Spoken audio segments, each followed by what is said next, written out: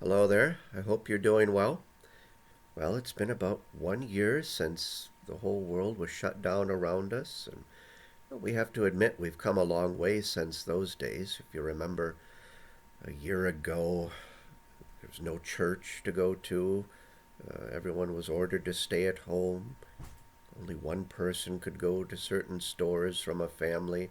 No toilet paper, no hand sanitizer, no ramen noodle soup. I don't know how they expected some of us to live.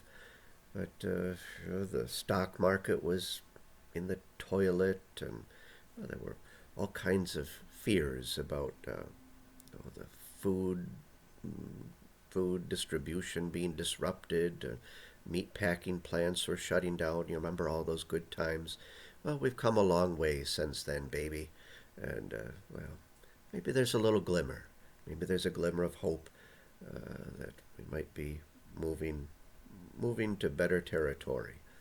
We don't want to count our chickens before they're hatched, but well, we've learned a lot. We've learned a lot in the last year, and we've started dealing with some things better. So, good job. We haven't.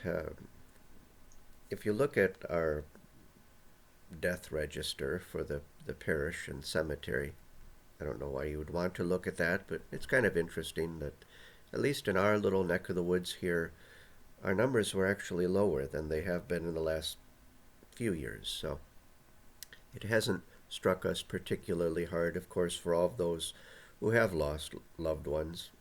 Of course, it's very painful. And we pray for all of those who have died, and we pray for those who have lost family members because of this pandemic. But again, it hasn't hit our little parish here particularly hard. So thank goodness for that. There are new guidelines that the bishop has just put out. I got them yesterday. I'm trying to sift it all out. It doesn't really seem to change a whole lot for the time being. We've moved from 25% capacity to 50% capacity, which doesn't affect us all that much. But I'll let you know what those are in the near future. Like I say, it's not earth shattering. So we've had a very good year with the school. The school kids are doing well. Teachers are doing well. The teachers and staff all have their full vaccine now. So thank goodness for that. And we only missed 2 weeks out of the whole year. Otherwise, other than those 2 weeks, we've been in school, in-person classes, and the kids are doing great and keeping things clean and wearing their masks and all that stuff. So God bless them. Our school auction is going on right now, and I'll put a link to that in the description down below the video. What is that cat doing? I don't know, but I'll put a link. The auction is going. Sadie wants to go. Once she wants to go, I know it. But I'll put a link to the school auction down below, and you can help out our school that way. Let's say you don't even want to bid on something. You think, oh, I don't want one more thing in the house. Maybe you do, maybe you don't. But you can just go there, and there's at the upper right-hand corner of the main screen, there's a little button that says donate, and you can just donate whatever you would like to help out our school. So that's going on right now, and that will continue until 5 p.m. on Thursday. Speaking of time, don't forget to turn your clocks. Oh, this is the bad one. We turn them ahead an hour. I don't know why we do that anymore. But anyway, I've not gotten my vaccine yet. I plan on it. I signed up for it. And I'll go when my age bracket is called. And people ask, well, which one will you get?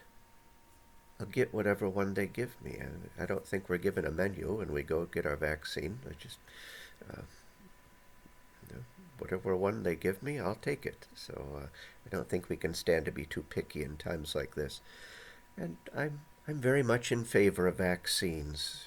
I've watched enough Little House on the Prairie to know that well, we don't have to worry about things like typhus and typhoid fever and cholera and smallpox.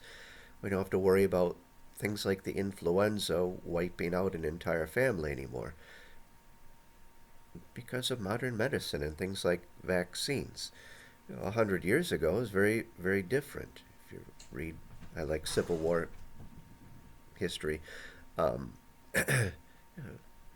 Simple diseases that now we have a handle on because of vaccines, it would wipe out scads and scads of people.